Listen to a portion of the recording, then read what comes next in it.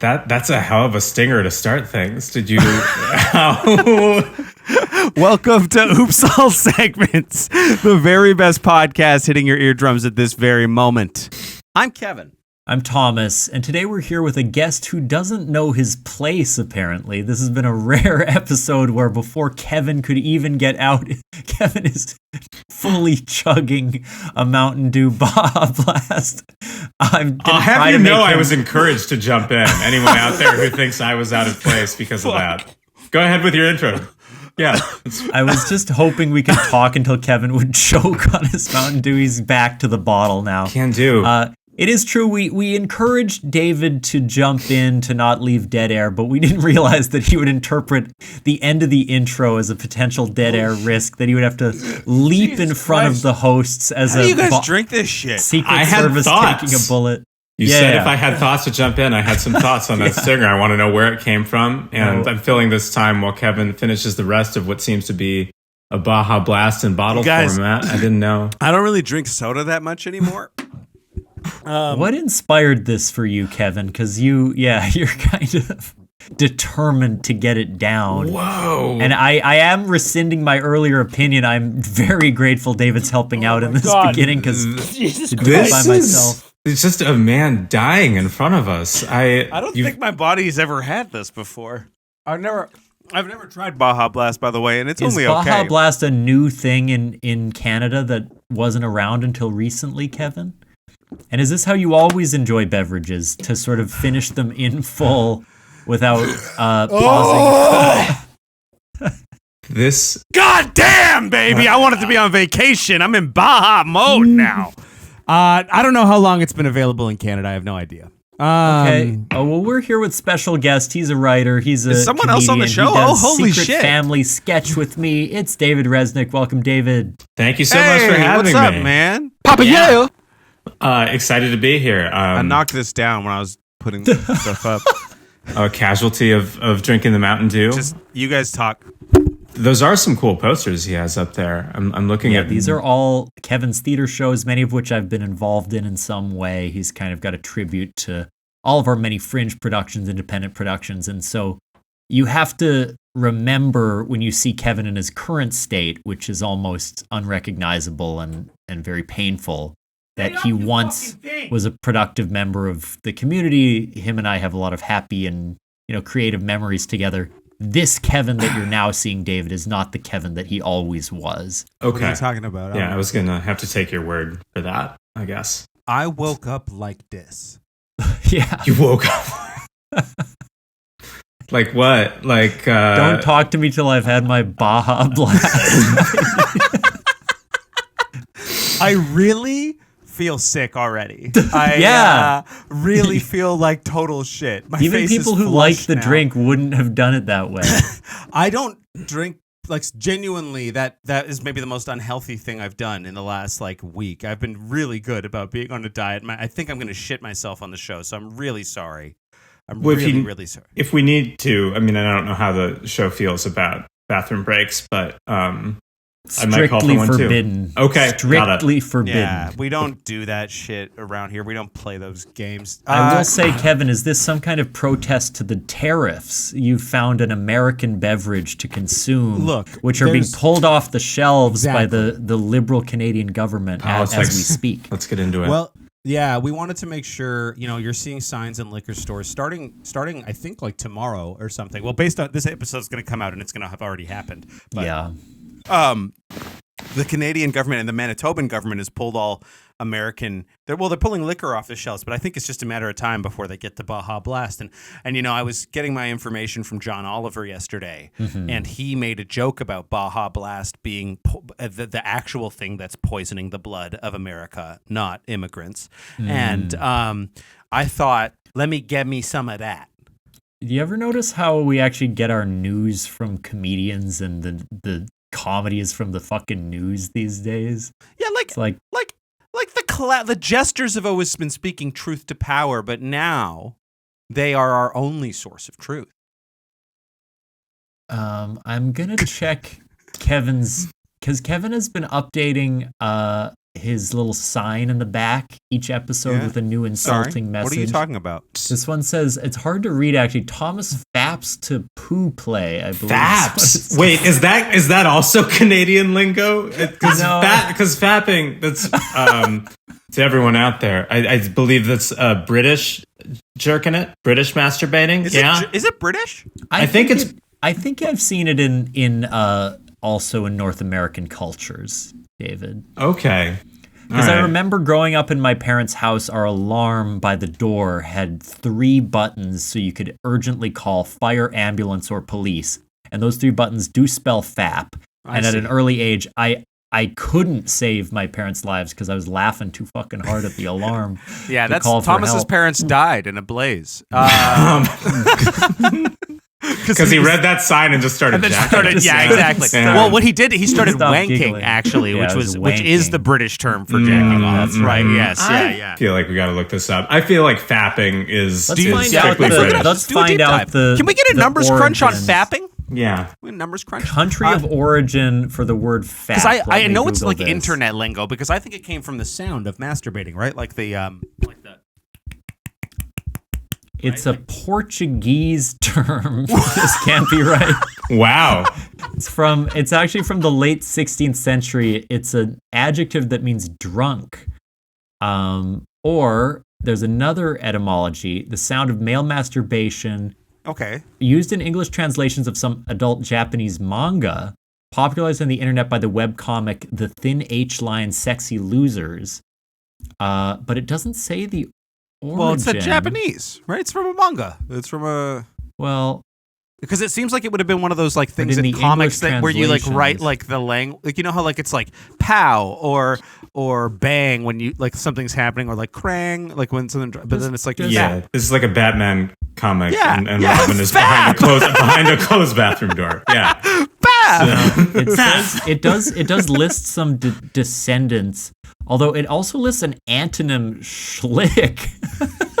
Wait, is that for women? Is that for women? The schlick is the sound for the of a vulva woman. havers? Yeah. What's the sound of one hand fapping? It's a schlick. Yeah, is that the opposite? I don't feel like that. Yeah, is that I don't feel like the opposite of male masturbation is female masturbation. Yeah, that's a bit of a reductive way of thinking about it. Yeah. Wiktionary.org. Yeah, my parents walked in on me. They were like, I want you to start doing the opposite of that. So I started flicking my bean. This will make you happy, Dad. I will read just some of on the Wiktionary. There's some examples of how this might be used in a sentence. Okay. I was watching some porn, fap, when my computer crashed again. Or she's single? Fap. So pretty good illustrations of when you might. Ladies, have you ever wished a boy has said that about you? She's single, fap. Now, why is this computer crashing so often? And why are you telling people that you were watching porn? I was watching some porn, fap.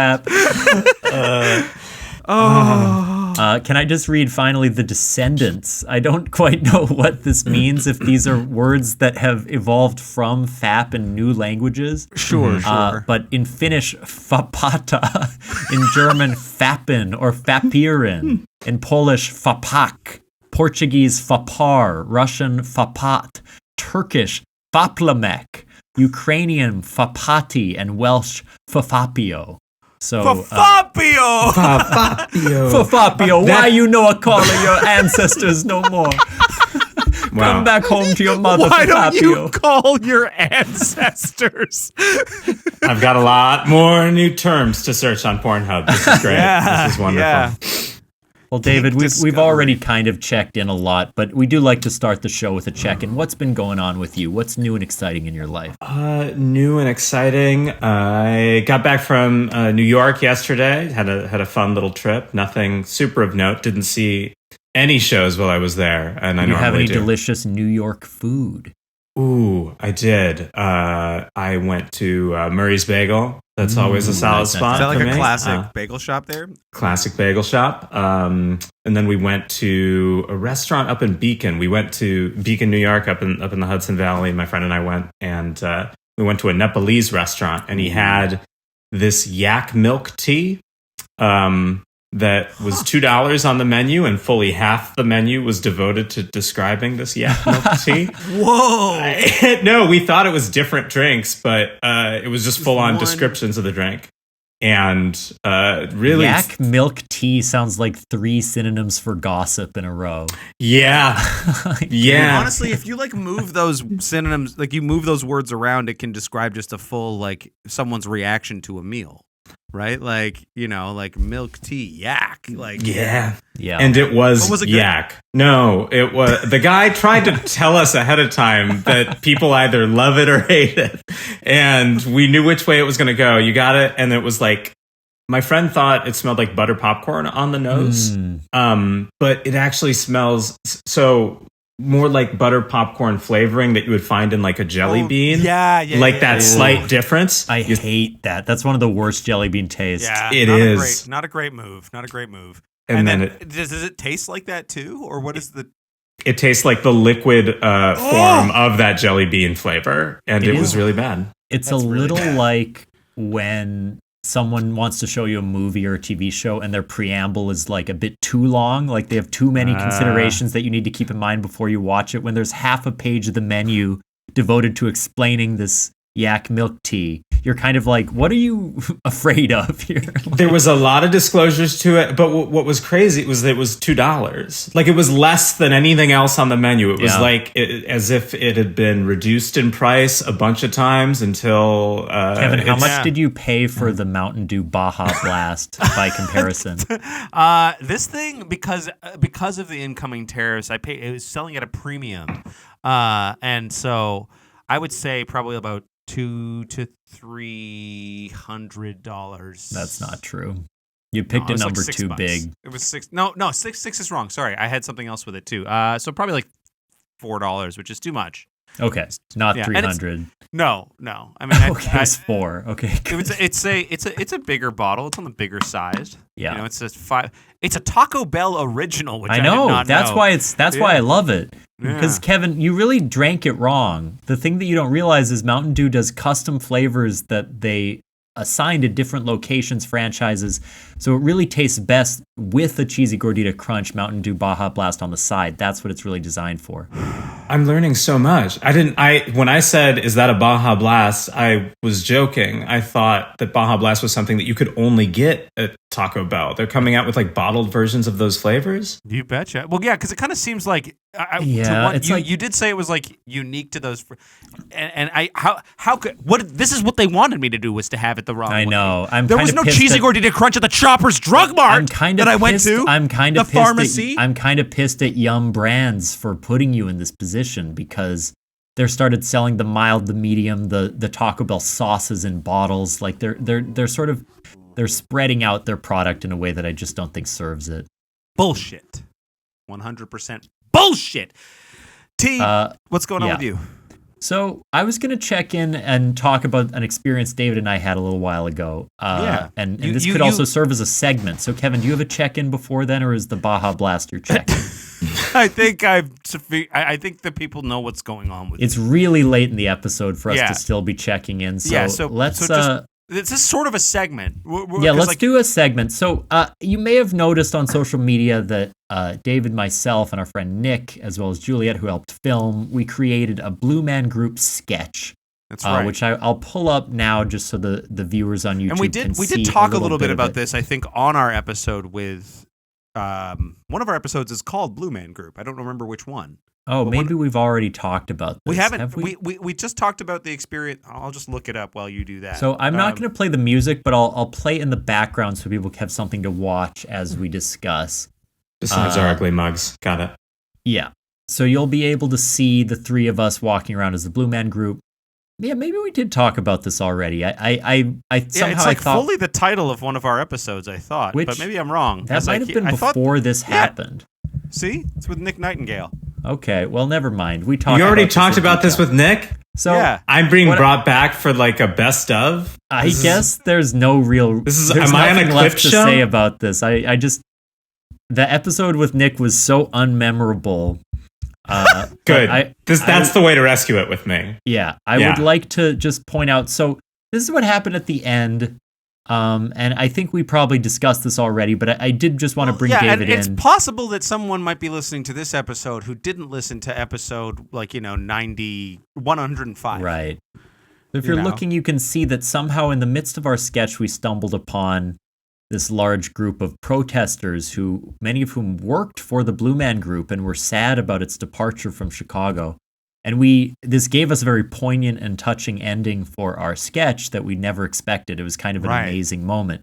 But as David mentioned before the record, there's some, mixed feelings about our participation in what was clearly a heartbreaking moment for these people while we were going for yucks. Well, yeah, we stumbled upon a memorial service, or what seemed to be a memorial service for people who actually worked at or were very close to the Blue Man Group in Chicago. And they asked what we were doing there, and we were like, oh, we're just filming this bit. And they indulged us. They were perfectly nice, but they had better blue masks and everything than we did. Right here, look how much better that is than mine. See, that's well done. Yeah, even hold on. If you can get that same freeze frame back, I'd just like to see you sort of have this look of disappointment and disdain as you look over to him when you realize how blue.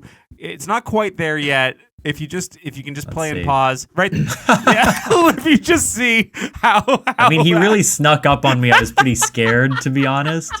And then if you watch a little further, he then bumps into this other blue man by accident. Yeah. We're just bumping into each other constantly.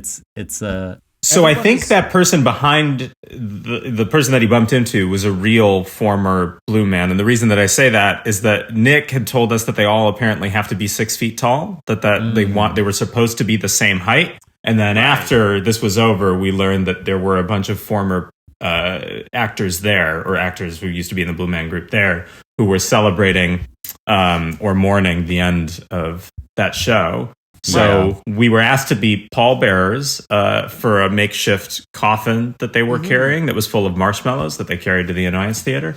And we said no to that. So I'm glad we said no, because it wasn't really our... There's a certain level of participation you don't want to get into. Right. I think this was a beautiful pivot on our parts of... We came here. We weren't being disrespectful, but we came there to chuckle, get some yucks at the thought of blue men being unemployed, and we bumped into people who were actually becoming unemployed, and who actually had to process the loss of this artistic endeavor and all of that. And I think they interpreted us as having goodwill, and thus granted us goodwill. Because they took it in good faith, and we met them there. We were like, sure, we'll hang out with you. But meanwhile, we were like, Juliet, get a shot of this. This is really good. So there was some selfishness inherent to They're the sort of like project. They were being maybe the idyllic type of human, right? They were giving you the benefit of the most doubt they could, right? Like these people must be here in kind, and you were not. You were there as sort of subversive little gremlin fuckers. I don't know how else to describe it. Thomas, I'll say that your reading is the one that makes us look like good people, and so it's convenient. But I don't know how it was actually received. Right. I mean, them offering the casket pallbearing thing seems like a trustworthy. That's like, if I didn't want people involved, one of them did reach out to Nick on Instagram, did say it was cool to see you there, laughed about the story. I don't think they took it as, because it wasn't like we were like, look at these dumbass. It wasn't like we were making a sketch about how bad the Blue Man Group is. Have you guys seen a Blue Man Group show? Like, I have, yes. And is I would assume the fandom in the spirit. It's like a funny show, right? Like there's like a comedic playfulness. It would have been funny if we had been doing like a Tobias sketch and not actually being dressed as the Blue Man Group, but looking close enough that they still invited us. And we were like, no, we're blue for a totally different reason. We're just big Arrested Development fans. Yeah. Huge David Cross cosplayers. Yeah. David Cross players? David Crossover? David Crossplay. I like it. David Crossplay crossover. Yeah. Well, this has been a good recap that maybe we already did once. We can't remember. I really should have told you before we started recording that we talked about the Blue Man Group. I think when we had Nick on, the video wasn't done yet, or it hadn't been released, so we got to show it. We got to show it a little more here. Oh, the sketch hadn't come out yet, so then this would all be new. Yeah, this would all be new. Yeah, we probably gave some explanation of it, but not the full story. I think you had just shot it. I think that was it. It was just like fresh. Yeah, that was the thing. Should we spin the wheel? Yeah, let's spin the wheel. Let's do a segment before our first break. We can squeeze one in. Here we go.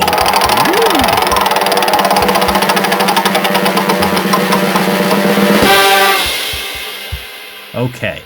Now, this is very similar to our previous episode with Neftali, but it's called MVP treatment. Participants must pick a meaningful film to them, which we also did with Neftali. So let's all do this before we get to the next step. Okay. So can everyone just select a film that is personally meaningful to them, and we'll reveal that live, and then I'll say what the segment is. Am I going? Okay. Yeah, go ahead. You go first, Dave. Let's go with Stroker Ace, starring Burt Reynolds. Stroker Ace? Stroker Ace. Yeah. That sounds great. Yeah. Okay, cool. I don't know what that is, but I like the sound of it. It's got a great title. I'm going to go with, because we didn't talk about this one last time, and it's maybe my favorite movie, Eternal Sunshine of the Spotless Mind. Wonderful. And I'm going to talk about a movie that I watched the trailer for probably 100 times before it came out, There Will Be Blood. Yeah, yes. Loved There Will Be Blood. Still do.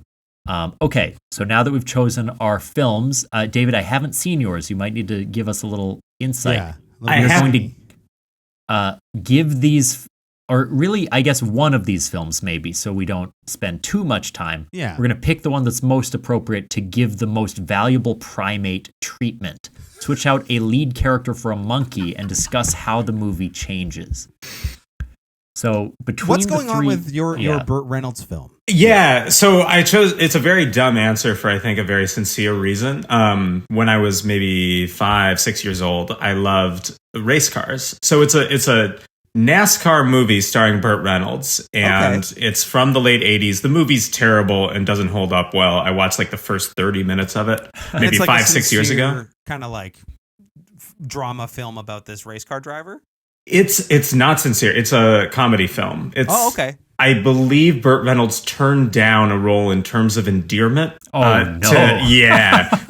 Like all-time famous, classic. Ruined his, took his career in a completely different direction. But if you read about it on Wikipedia, he owed the director. I will say, something. And maybe we do have time to do all of them, because Stroker Ape, and he's just behind the wheel. I mean, it's right there. You barely have to change anything. Yeah. Plus, his character doesn't have a lot going for him. Like, he's a pretty dumb Burt Reynolds character to begin with. So I think it just works. I like this. I like Stroker Ape. I think that could work.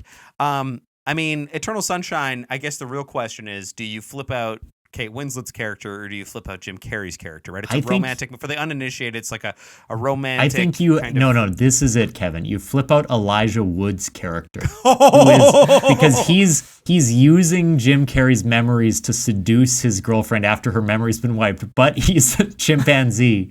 So you have the chimpanzee, normally she wouldn't date him, but because he's acting like Jim Carrey, she's like, actually, this chimpanzee is kind of hot. They're in the bookstore and she's looking up like a pet care book, instead like a How to Train a Monkey for Dummies, and then a hand goes onto her hand and it's this furry primate hand. This is brilliant. The obvious answer would have been Jim Carrey. I like that we went for the deep cut on it. This is great. Interesting. Yeah. I just think the idea of an ape manipulating you using complex science fiction devices to hook up with you. Does There Will Be Blood hinge on Daniel Day-Lewis still being in the film? And if so, do we replace HW with a primate? His son. This is my son and my partner. This is my son and my partner. DK Plainview. I do just want to see the I Drink Your Milkshake scene, but performed by an ape. Yeah. I think, though, it would be fun for HW showing up to his home as a chimp, and he's like, "You aren't my real son. You were a bastard in a basket." And he's like shocked to find out he thought that somehow he had birthed a chimp, and he realizes in that moment, bastard in a basket, that I think HW is a kind of a genius move there, Kevin. And it's also a good way to sell oil to these small town rubes of having a cute little monkey that they can pet and stuff. Bringing him in. Yeah. You guys remember Dunstan Checks In? I do. That's Matthew Broderick, right? In a hotel in the Caribbean? Yeah. Slaps. That movie he's another monkey classic. They train him to be a bellhop, if I remember. That's correct. They're like, he needs to earn his keep. Right. And he we can't need just be here. Right. yeah. He can't just exist here. Right. We have banana trees everywhere, but he has to earn real money. Yeah. Yeah. We've infringed on his territory and built this fucking place. And now he has to work here as a bellhop. That's his life now. God, the days before there was standards around how to treat animals on set, just having a chimp drag luggage around for however many takes that took. They used to really have those no animals were harmed in the making of this film messages. Like, you would see it because you were like, I'm pretty sure that's like the yak milk menu item. You're like, yeah, you're protesting a little too much here. Yeah. No, it's true. Kevin, do you have a new title for Eternal Sunshine with a Monkey? And I'm also trying to think of one for mine.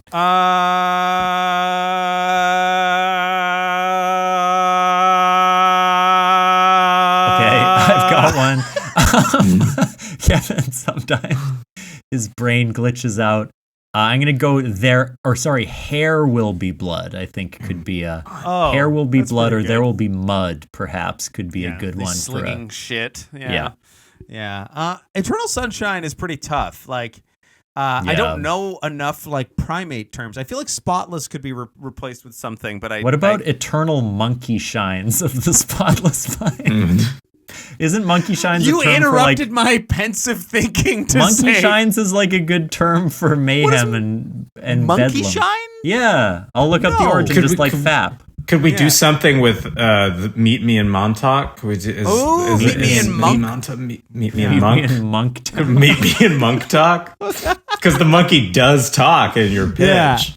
Yeah, exactly. Yeah. Monkey Shines, it's a North American term for mischievous behavior. I've never heard that. What is it in Portuguese? Before, so? Eternal monkey shine of the spotless mind. Yeah, that works. And let's see, yeah. I like the first idea known use 1832. What? So it's been around, Kevin. Read a book. Hockey players who are known for their monkey shines on and off the ice. Okay. All right. Are you reading an article now? It looks like I can see looking your eyes. At Merriam-Webster.com. I thought you were reading an article about 12 hockey players who you won't believe get up to monkey shining behavior, and they're all. Would also be a good MVP movie with the hockey players. There is a hockey player MVP movie. Perfect. Then. Yeah. Okay. Let's do a fucking ad break, I guess. Yeah, and we'll come back. Just after.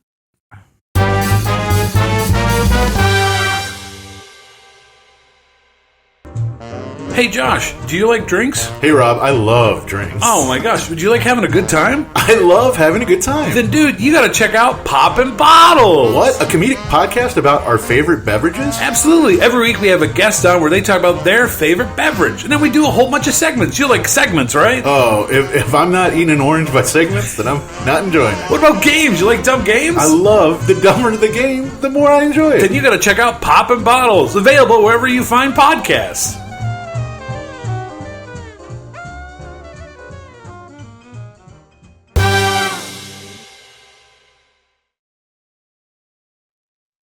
I've always thought that when they mention the segment's orange bit, I feel like that's a funny thing, and we've never clued into.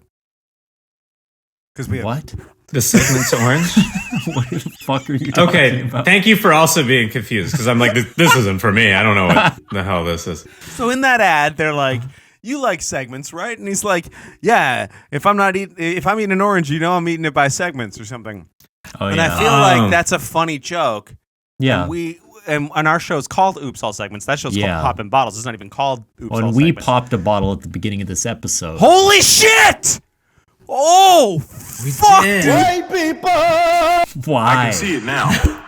Thomas gasping for air. So, David, Kevin his plays mind this shutting a lot. down slowly. It's kind of just a way for him to hit the bong mid-episode because he's so... Who's cream? I can't hear you over this ethereal voice but that's it is happening. cream. It's very... And it is very milky. David, do you have a segment for us? I can't remember the last time I took a bong hit. And I do take edibles, and this is with no judgment, but I can't remember the last time. Yeah, I took a bong rip. It made him so fucking ripped he couldn't even think straight. Really My man's brain was on overdrive. It was fucking It's cool, goofy. but I don't think we should like be down with smoking weed. Like, I don't. What are you talking about? I just don't. Since think it's the first episode, you've found any excuse to smoke weed on cam. I don't want to be knowing a bad your example mom for the watches children. it. I'm No a matter business how owner. intimidating our guest is, you'll rip the bong right in front of them, sort of suggesting that you aren't taking it as seriously as they thought you were from the email. Yeah. I sort of try to keep everybody in line, of course, but I don't want to set a bad example for people. I think drugs are bad. Okay. It's okay not to do drugs. I appreciate that. I thought this was trending in a different direction, and I was going to have to, I mean, take a it's sidebar. fine. If David's struggling with his addiction to edibles or whatever, that's fine. But we don't have to make And that. he kind of admitted that as I think to form a bridge to you, just to kind of say, I'm no prude, I get it. And somehow you've turned it back on him. You're shaming him for opening up in any way, for revealing some small part of himself. And I've learned, this isn't a safe space, however right. much you claim. That really should be the whole email we send to people before the show. The cards are going to be played tight to the chest from now on, and you're not going to get a hell of a lot out of me. So Yeah, thank you for agreeing to guest on the show. First things first, this isn't a safe space, and then it just goes in.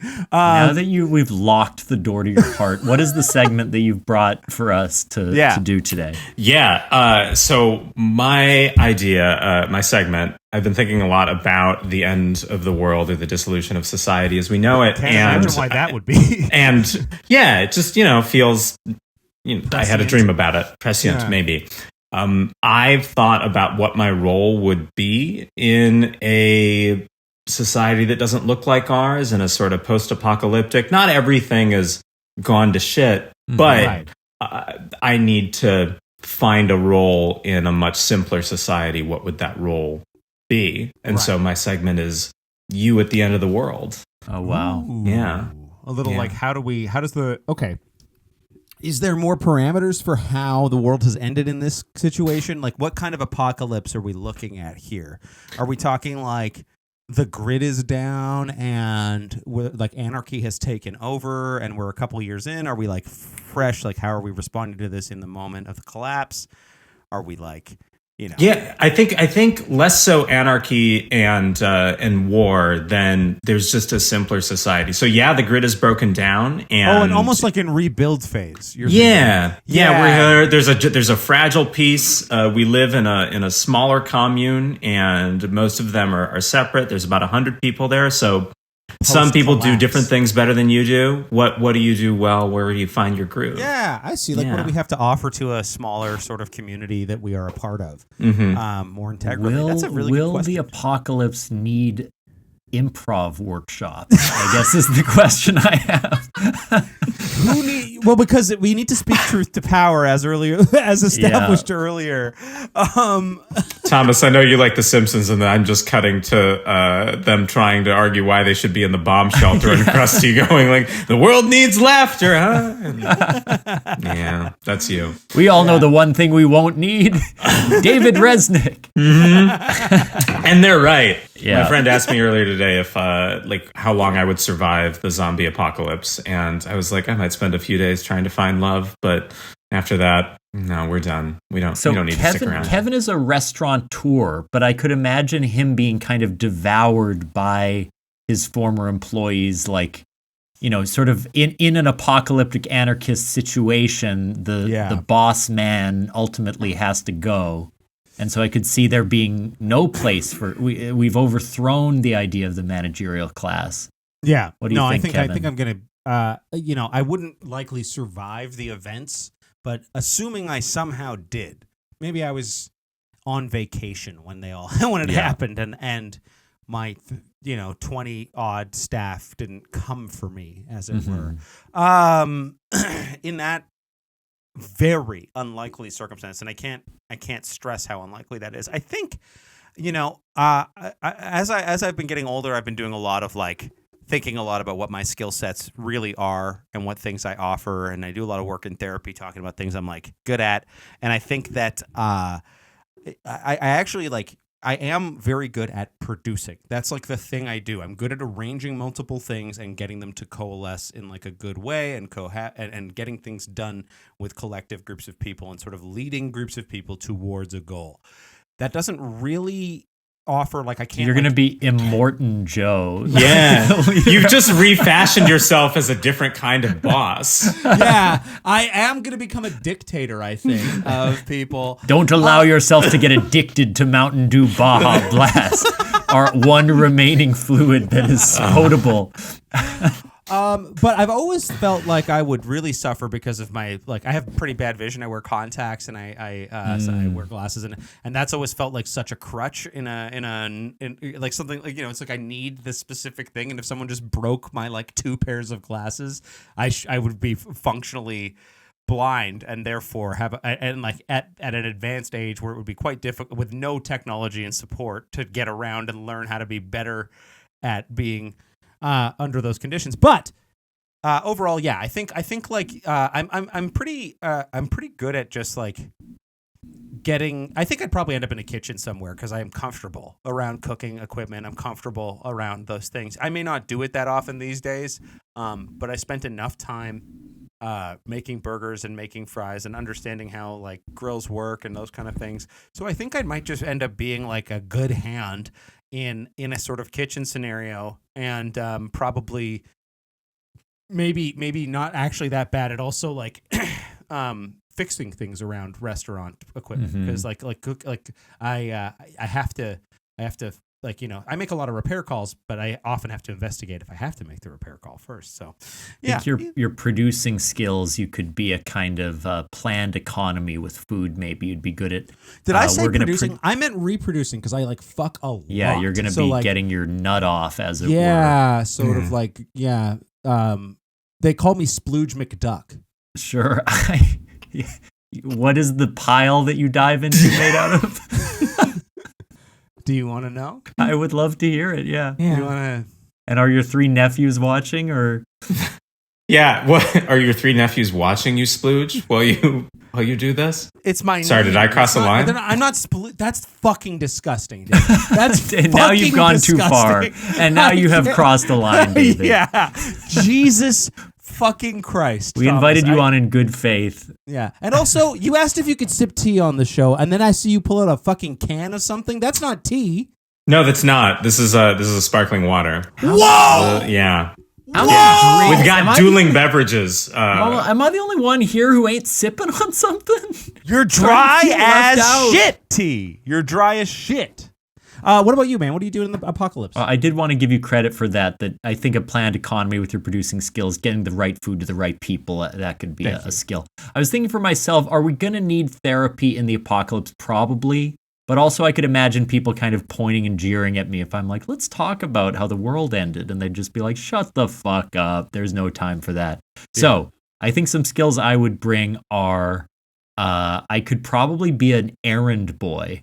Like running around, collecting things, doing stuff for people. That's a strength I have in my relationship. Like, oh, we need a little bit more of this. Let me just hop out. I'll go for a quick walk. I'll get it. I'll bring it back. I feel like I've got that energy. I like to be on the move.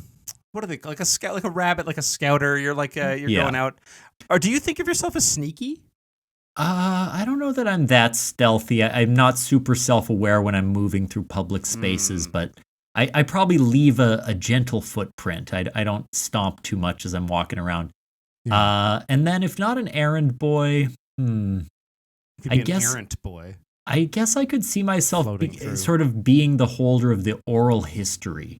I'm sort of the storyteller around the fire. I keep the legends alive of the old world, the things that we've forgotten. I might come in and use my narrative skills to help our memories and our imaginations stay fresh for the future vision. Like you sort of let everyone know sort of how good Nancy Reagan was at giving Dome, talking about sort of the Sloppy Toppy song. Yeah. Amigos, sort of eventually getting to the Hawk Tua of it all, which of course is going to lead to our downfall. Yeah. The Talk Tua podcast, and it's really putting the oral in oral history. Yeah, that's you. Exactly. It's the oral history. And how about you, David? You must have thought about this with some consideration. I did. I think I would try to build houses and things. I've always loved working with my hands, and I don't know how to do it, but necessity is the mother of invention, and I think I'd learn. Are you a pretty handy guy? Like, do you like do a lot of like work around like things or for projects and stuff? You building things? Yeah, a good amount of stuff around my house I'm working on. I try and stop at like anything electrical because I don't trust myself with that. But that's intimidating. Yeah. That's car repairs. What's like and the home thing repairs. you've done that you're most proud of in that realm? Ooh, I have this living room with these built-in bookshelves, and I installed like a movie projector in the back, and then have like this remote control drop-down screen that comes down over the top of the built-ins. Yeah. That's pretty sick. Okay, cool. And have the home David, entertainment that's system sick for as it. hell. I feel like I've been trying to push for a screening of this. We should watch Hundreds of Beavers as a cast on your projector. I think we'd have a great time. I still haven't seen it. You saw it at Music Box, yeah? Yeah, just on Friday, and I've been telling I just want to get a group together to watch it because it's such a dumb, fun thing. Yeah. I also, Kevin sort of made mine sexual, so I'm going to try to shoehorn in a sexual thing for you. I don't know, you said handy, that's kind of a thing. Well, that's handy. It's like a fucking rub a dick or something like that. And then maybe like David built thing. He worked on his appliances. He made a washing machine that was easier to get stuck in, I'll say. So Easier to get stuck in. Yeah. That's just a fleshlight, I think. You guys don't wash your clothes in a fleshlight. You wash your like one tank top in a fleshlight. Just tossed. I pack it into the and then I sort like of a pre-colonial washboard. But pre-cum. Never mind. Colonial. This sucks. This has been a bad this one. Bit Let's is bad. spin Like the this wheel little one bit, not more the segment. time. Don't feel Great bad about the segment, but David. the bit We I'm loved doing it. is- Let's spin the wheel one more time. Let's close out on a. I had a good time.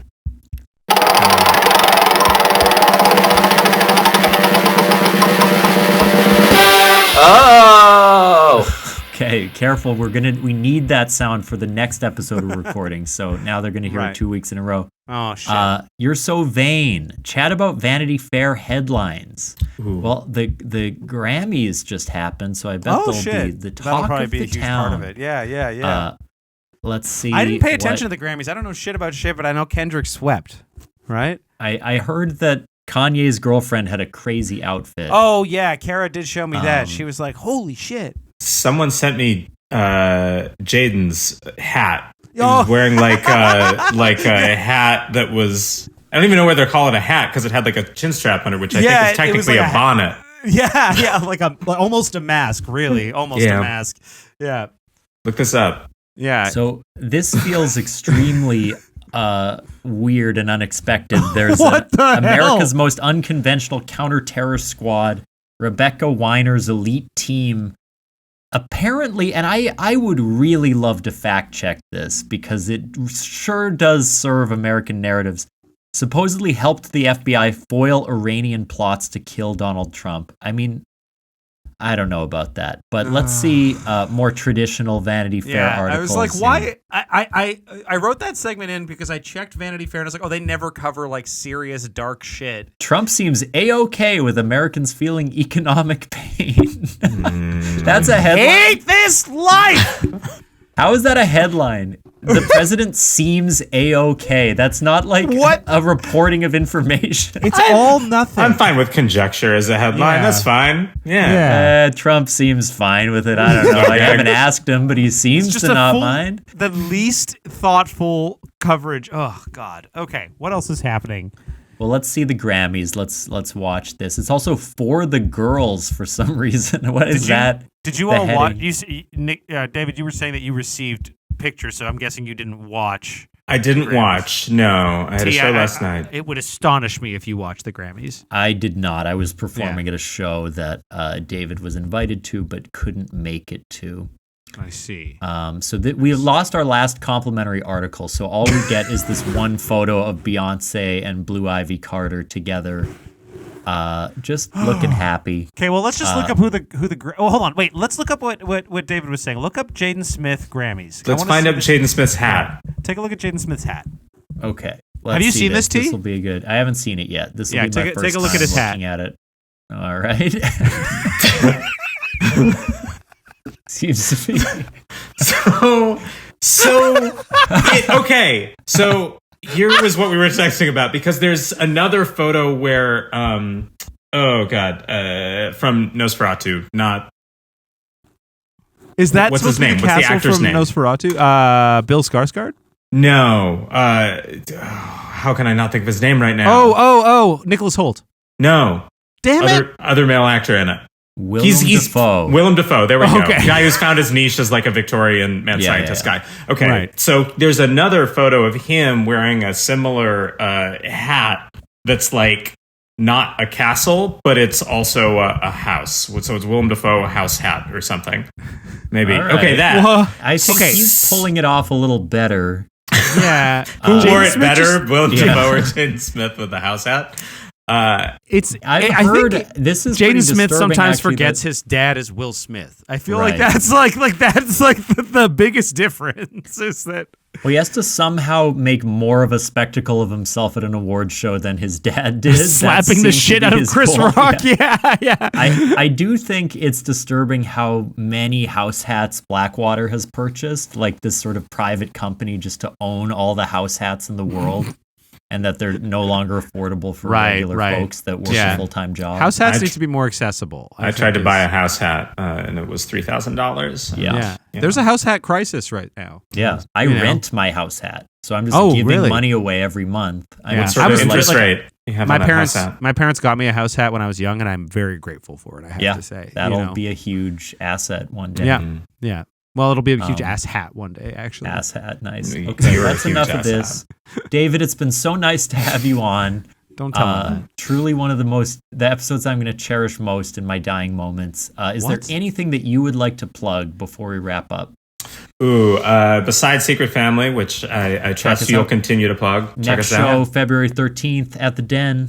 There's also a good friend of mine whose show I directed and have helped work on, Claire Lockmuller, Cracks. It's at the Annoyance the next couple of Sundays at 6 o'clock. The last show sold out, so please check it out if you can.